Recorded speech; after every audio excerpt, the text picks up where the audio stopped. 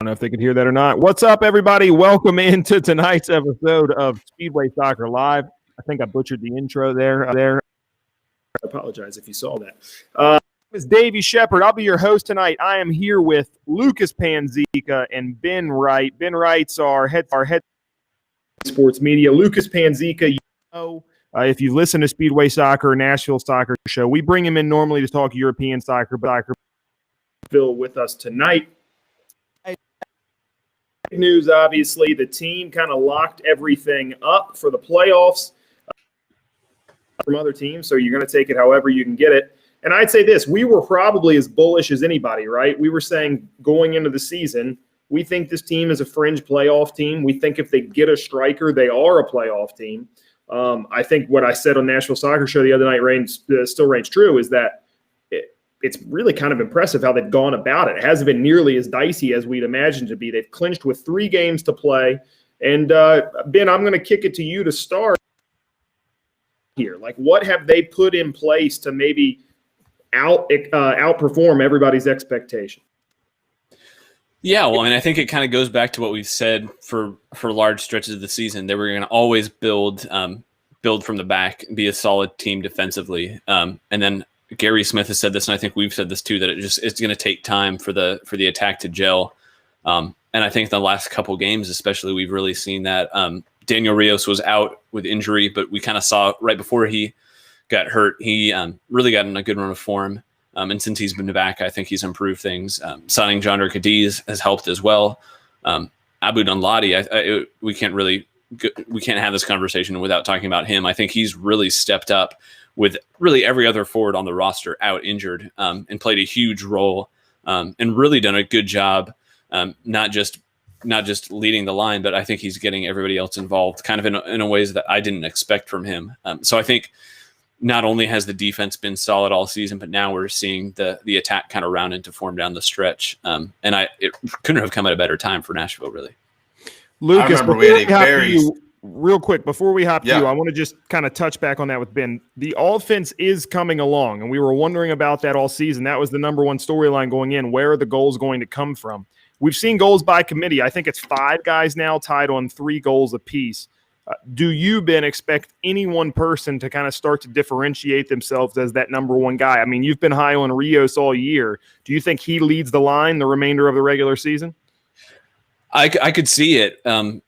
Maybe not for the remainder of the season, but at least for the next couple games, just while Cadiz keeps working on fitness. And I think Rios is probably in better 90-minute shape than Cadiz. Right. And the way he's performed, I don't think there's not a huge drop-off while Cadiz is still kind of getting up to fitness. As far as guys who have differentiated themselves, I think Randall Ayal really over the last couple of weeks has just put in some massive performances. I mean, he's been team of the week twice in a row. And not just scoring the goals, but really doing a lot of work off the ball as well as setting up teammates. He has, I believe, 3 goals and 3 assists, which, if I'm not mistaken, I think that's the combined leader on the team. Yeah. So I would say he's the guy who's really set himself apart in the last couple of weeks. All right, Lucas, your thoughts? Well, speaking of setting people up, I think the success that we've seen to this point, a lot of it needs to be attributed, and the credit needs to be given to Mike Jacobs, Ian Ayer for the signings that they've made this season, particularly Alex Moyle. Nobody had made a bigger impact midseason than Alex Moyle coming straight into the lineup. I mean, he was an immediate fit. It was not long before he was starting, and you've seen the difference that he makes with his versatility, his willingness to work and get back. And, I mean, he's the reason Nashville came away with 3 points the other night, quite honestly, with the quick thinking on the free kick. So, general managers always judged on the moves that they make, especially mid-season, to address needs. And you just hit on Cadiz, and we haven't even seen what he can turn into. He hasn't even started a game yet. But just the signing of Alex Moyle, I remember we had a very specific conversation in the preseason of what is success for this team going in. And we were just saying just to be in the conversation on decision day. Yeah. And now you're sitting here with 3 games to go, and this team is clinched and they're playing for seeding. So no matter how this shakes out, obviously they want more. It's nothing but a success in this year's expansion season. So we got some questions rolling in. The Paradise Pod boys are in the house. Donald says, "What's up?" Josh asks what I'm sipping on, and Josh, much to Donald's chagrin, it's just Coors Light tonight. I was basically berated when I was over at Donald's house about it's IPAs or ciders only, and I hate to disappoint you like that, but it is what it is tonight. We're drinking cheap. We got Dick Strong on Twitter. Is it foolish to dream of a lineup where Cadiz plays the target / hold up forward with Mukhtar, Leal, and Rios playing the run of players off of that position, if that makes any sense? I think it does make sense.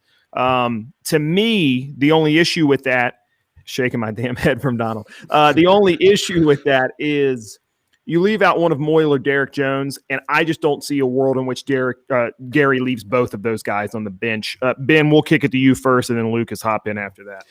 Yeah, I mean, I don't think we'll see it from the start. It may be in a very specific situation. I mean, if Gary Smith switches back to like the back five and goes with two strikers up top, maybe. But we've kind of already seen it off the bench when Rios came on at halftime.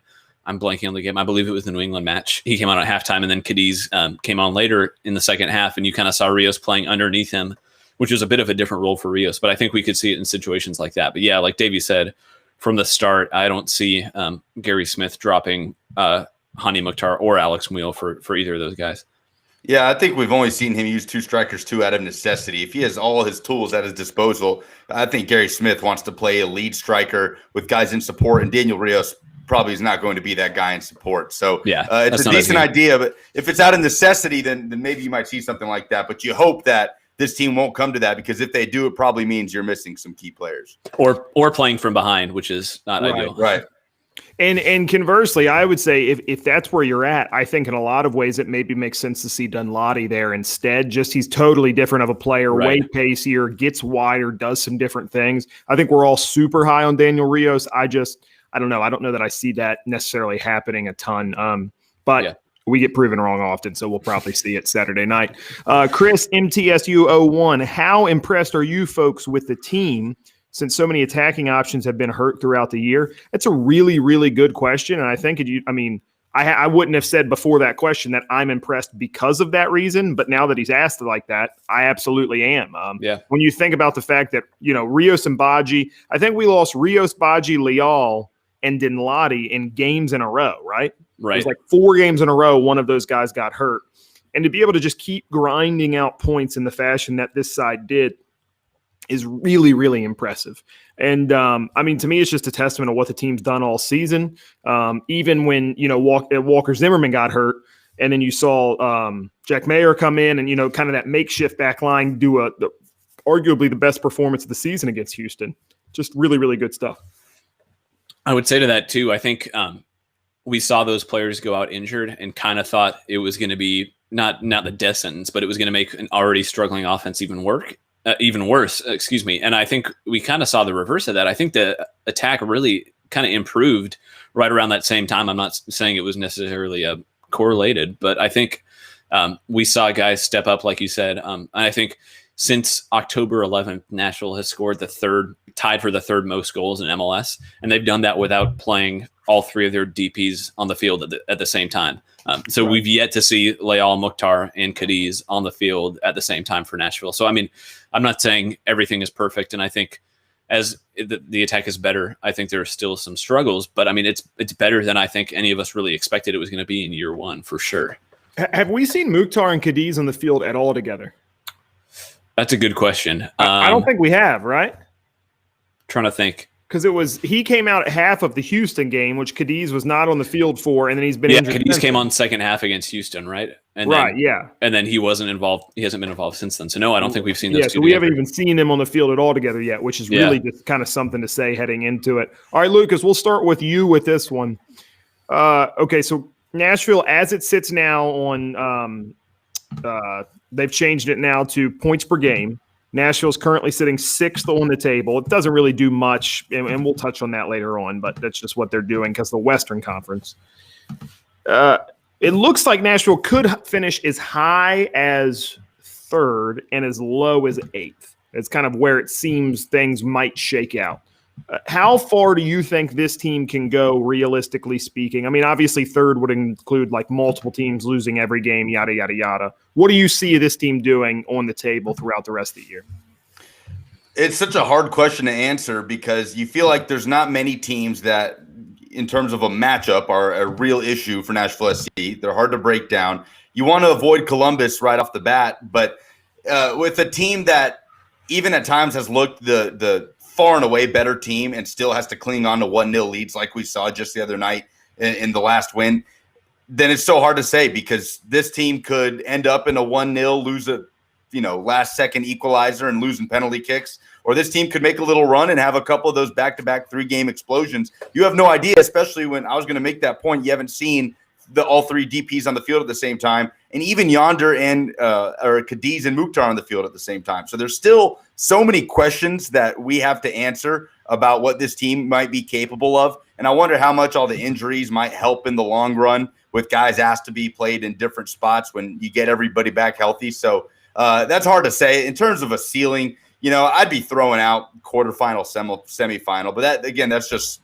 spitballing, because I think it just depends on who you get. And I just don't know that there are any teams that you really, really, really want to avoid right now, because I know Columbus, as good as they've been, I thought Nashville was toe-to-toe with them, even dealing with injury problems when they went head-to-head this season.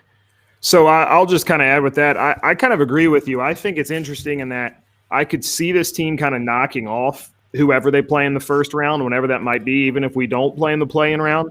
But I could weirdly also see us losing in the play-in round. It's just we haven't been the team that's necessarily killed people off all year long. And that's the thing about knockout tournaments, is that it doesn't necessarily matter if you're the better team. You got to be the better team on that day. And so I just think it's the playoffs. It's going to be totally come what may. And I think fans really just have to kind of take that to heart and just know that this team has been a success already.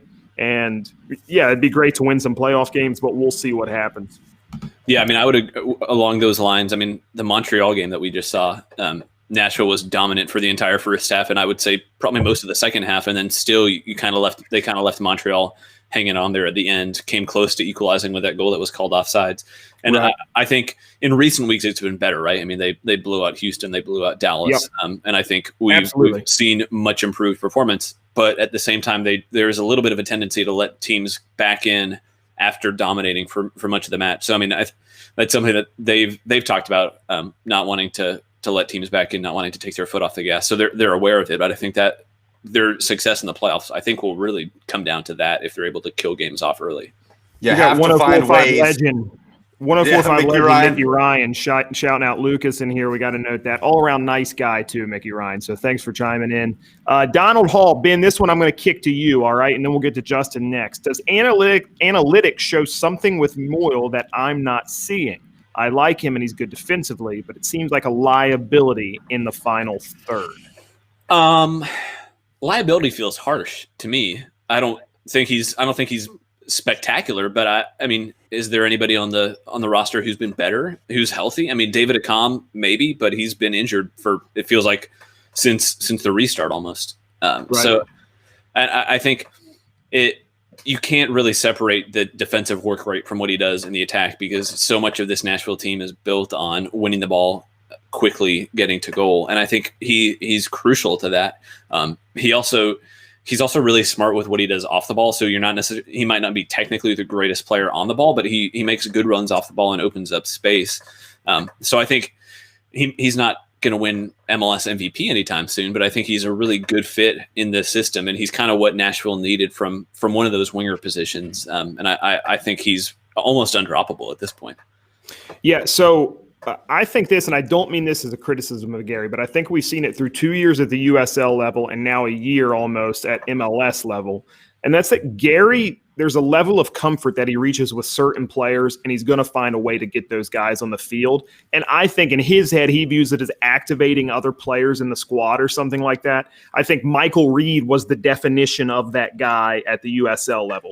I think Matt LaGrassa was a better 8. I think Bolo Akinyote was a better 6, but when Reed was healthy, one of those two guys was going to miss out to get Michael Reed on the field.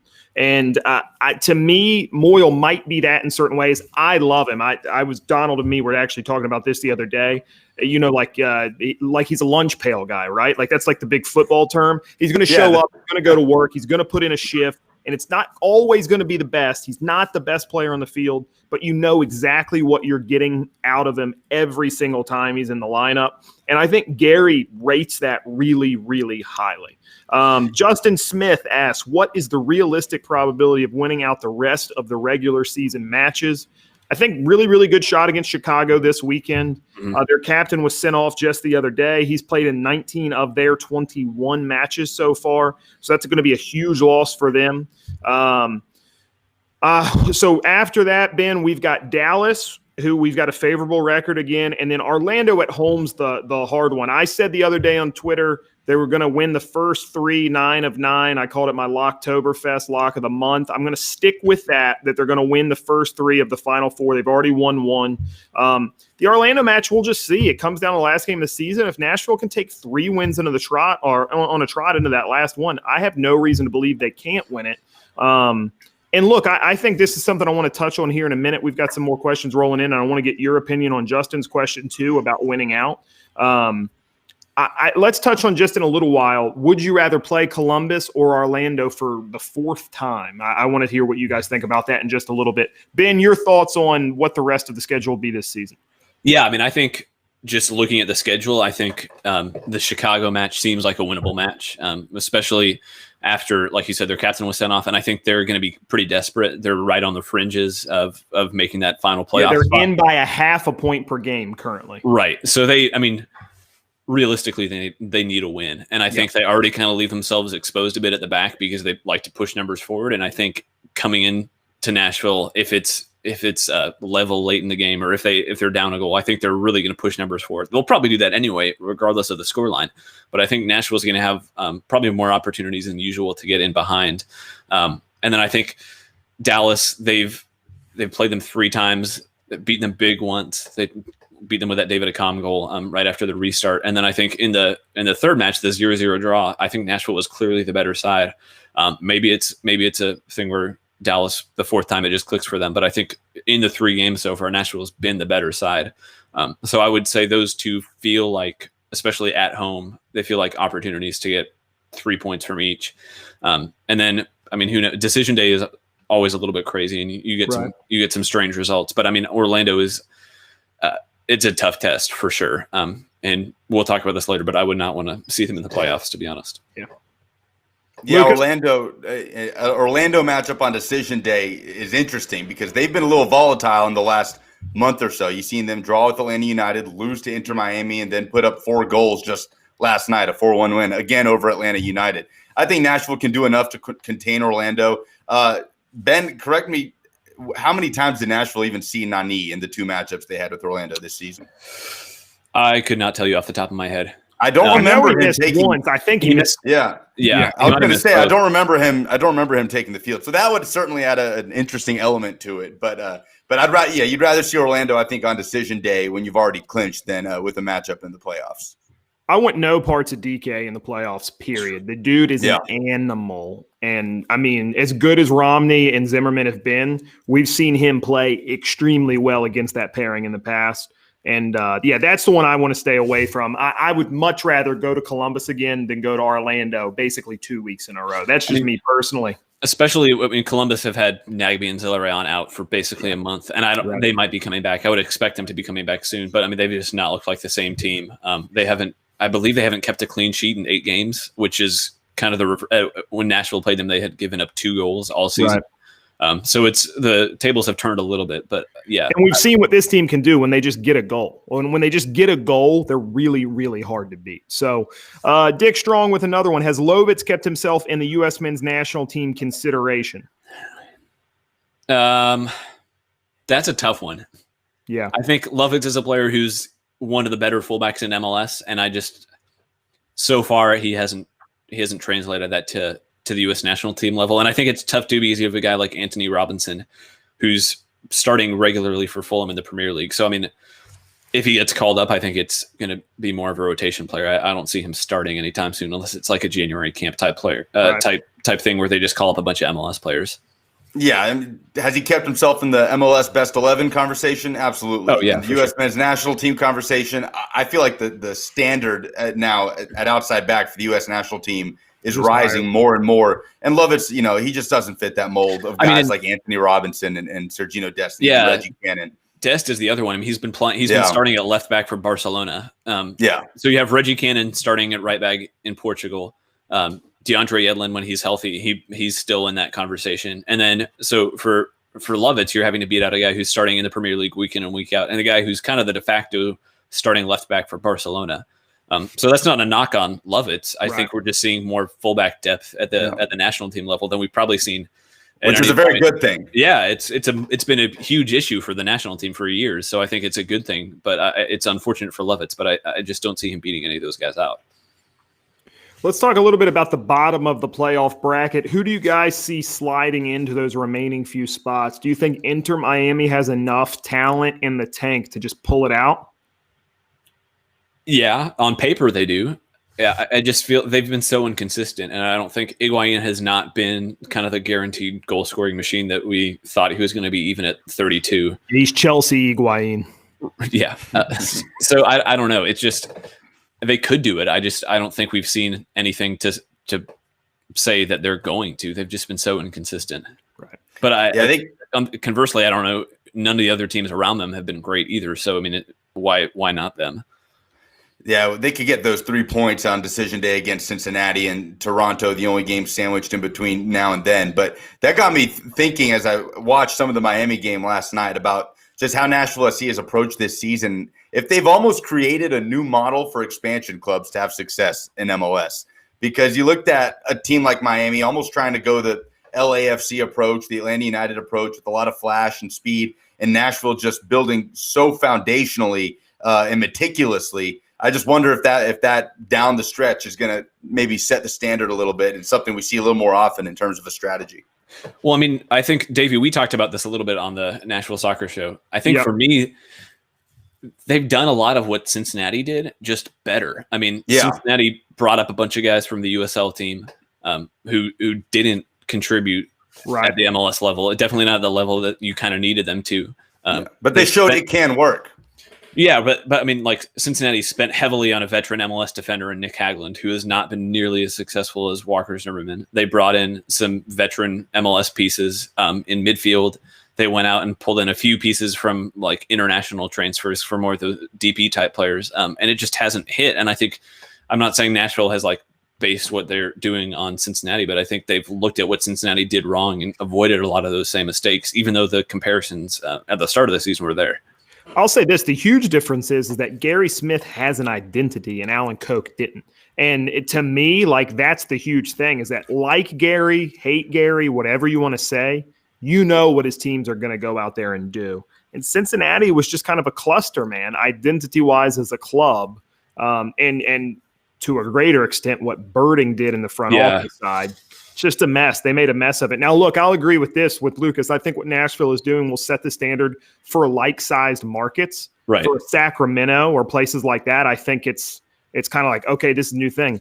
I don't think Miami was ever going to go that route. I think Miami was trying to be Atlanta or LAFC, and they just haven't pulled that off either. Now, the good thing about being in Miami and having that much capital behind you is you can wash your hands and hit reset and be a lot better next year very easily. So I think the concerning thing for Miami, though, they were trying to be LAFC or Atlanta, where you invest heavily in young South American players, and you had those guys for Atlanta and LAFC off the bat.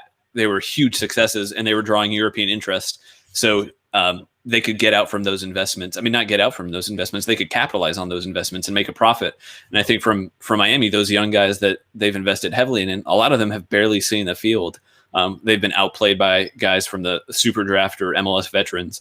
And so I think it seems like a bit of a different situation for Miami, because now they're hoping that one of those guys that they spent a lot of money on will click and be able to sell on for a profit or even just break even, and use that money to invest in someone who could be a better fit. It was not built nearly as well as LAFC or Atlanta.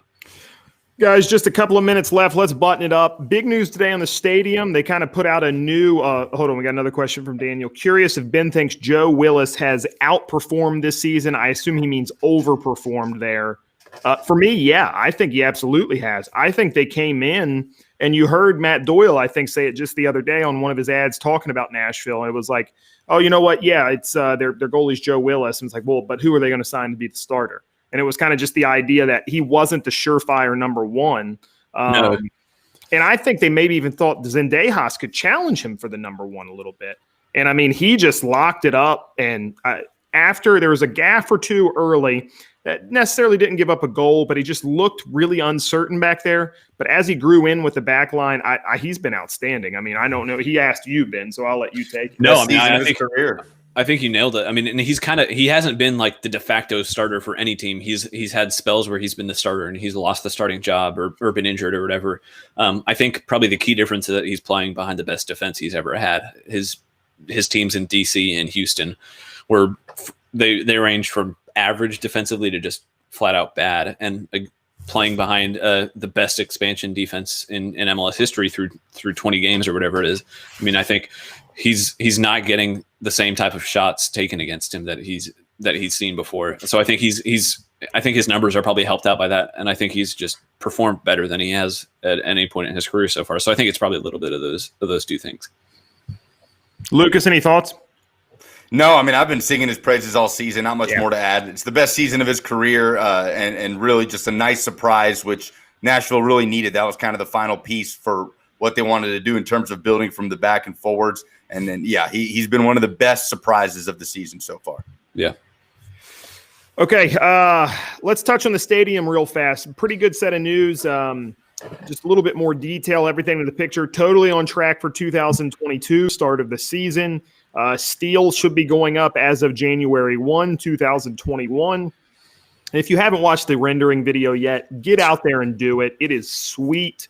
They're putting together kind of a really definitely a really like high profile product. It's going to be awesome. And it kind of just makes you think like, I know this year has sucked and it's been terrible. But if there's one silver lining, it's that it's not 2 full seasons of MLS in Nissan Stadium, because it just isn't the right venue for it. It's better than First Tennessee Park, and it does the job. And the field is better than a lot of teams get that have to play at NFL stadiums. Yeah. But it's just not what the team wants, what the team needs. They need to be able to make their own money, do it, and it's really, really going to be impressive. Ben, I know you wrote up the piece. Any details that stuck out to you there?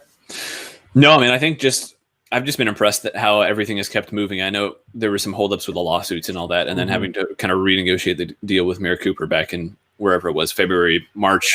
But I feel like the pandemic, it's kind of thrown everything else off. But it feels like the stadium has just kind of kept on progressing, which I've been really impressed with. And just hopefully by the time it opens up in 2022, things will be back to normal and they'll be able to hold a full capacity regular crowd. Yeah, no, I think I'm looking forward to it. And that was the big thing from Air kind of too, was talking about not necessarily knowing what the rules are going to be in 2021, but just being willing to be flexible. And then as we get into 2022, being ready to go full steam. So guys, any final thoughts as we head out tonight? Game against Chicago at home, Halloween night, under a full moon. Just quick prediction real fast. Throw something out. Doesn't have to be a score. Win, loss, or draw for Nashville. What do you think?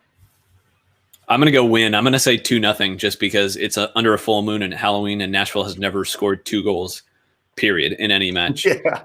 So I want to see Nashville finish a game with 2 goals scored for the first time. Lucas?